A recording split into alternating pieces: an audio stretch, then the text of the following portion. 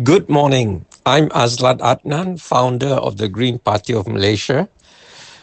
Today, 21st of October 2024, Monday, I wish to talk about the possible candidates for Prime Minister during and after GE16.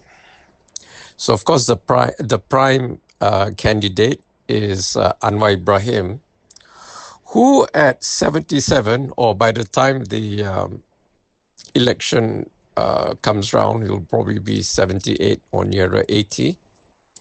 I mean, he's getting older. If he were a government servant, he would have retired more than 20 years ago. Okay, these politicians think they don't have retirement age. He's coming up with lots of nonsense nowadays, trying to be more Islamic than past.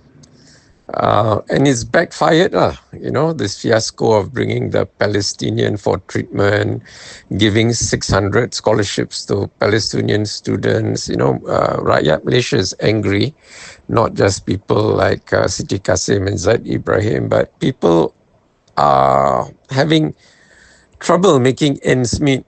And so wasting money on foreigners is not what we elected this government to do. It's to solve our problems, not other people's problems. Okay? There's this peribahasa about anak kera di hutan and all that. Okay? Okay, who else? Dewan Mahathir, he's nearly 100, about to kick the bucket anytime. Obviously a racist. So not good for a multiracial country. DAP don't have any Malay candidates. You can't have Anthony Loke as PM or Hannah Yeoh or whoever else they have.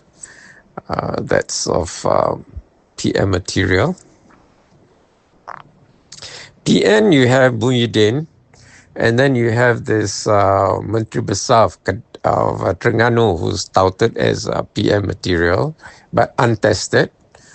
Within PKR, this Saifuddin character is not PM material, neither is Rafizi. Rafizi can't manage his own personal health, let alone, wants to manage economics, I mean, he's obese, and because of his obesity, which is due to bad eating habits, he's got, 1 or 2 heart attacks already, been hospitalized a few times.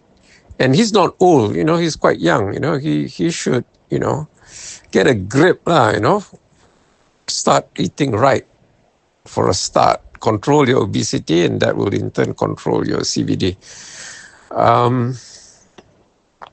So who have we got? Okay. Now, at the last Selangor state election, I didn't vote because the choice was between UMNO, which was the BN candidate, or the Pakatan, the Unity Government candidate, or PN. So neither was acceptable to me, so I didn't bother because, it was a choice between the devil and the deep blue sea. Now, is Anwar doing all this nonsense because he knows he's one-term PM? He's got no chance to become PM next round. So he better do all the changes that he wants now because he won't get a chance to do it next time round. That's one question on my mind, at least. I don't know about your minds. Muhyiddin,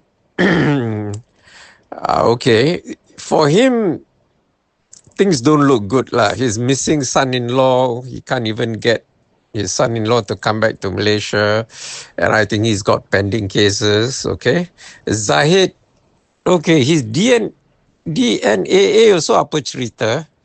Okay, if he's guilty and the DNAA was just an excuse to buy time until GE16, then it's not acceptable. I don't think the rakyat would accept that. If he's not guilty, then he should go to court, prove himself not guilty, and end of the matter.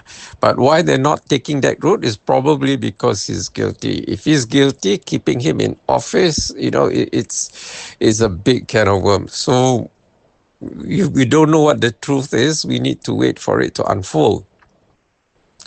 But character-wise, I don't think much of him. So, and then people like Akmal have been doing all his stunts probably to get some political mileage, but he's not PM material. Definitely not. He's unacceptable to most Malaysians. You can read the comments on all the videos about him. You know what people think of him. I think people treat him with utter contempt and derision. He's quite a despicable character. So who have you got left? Nobody. So of all the bad choices, I think Anwar Ibrahim is the best lah, the least bad. So now the reason why we are in this Madani mess in the first place is because of voters lah. Voters didn't vote for PH enough. So PH didn't get enough seats to run the government outright. So they had to go in bed with UMNO. Well, they say BN lah, but there's only UMNO MPs lah. I don't think MCA or MIC got any MPs. Again, UMNO had played out MIC and MCA in BN, so they're like irrelevant already. Gerakan also irrelevant, and then Muda also irrelevant. Syed Saddiq, I don't know what's the story. Has he got kena rotan already, gone to jail yet? Keep quiet for the past few months, haven't heard anything from him. Okay, third force, Siti Kasim for PM. She's the right material, but does she have the support? Zaid Ibrahim, very strange character. He's not consistent in his ideology. Sometimes he seems to be a psychopath. Sometimes he talks sense. So, he had a heart attack, I think, and had to retire from being minister at one stage. So I think he's got health issues. So I don't think he's a suitable candidate for PM. So who have we got left, if not Anwar? That's the question on my mind. Do you have any answers?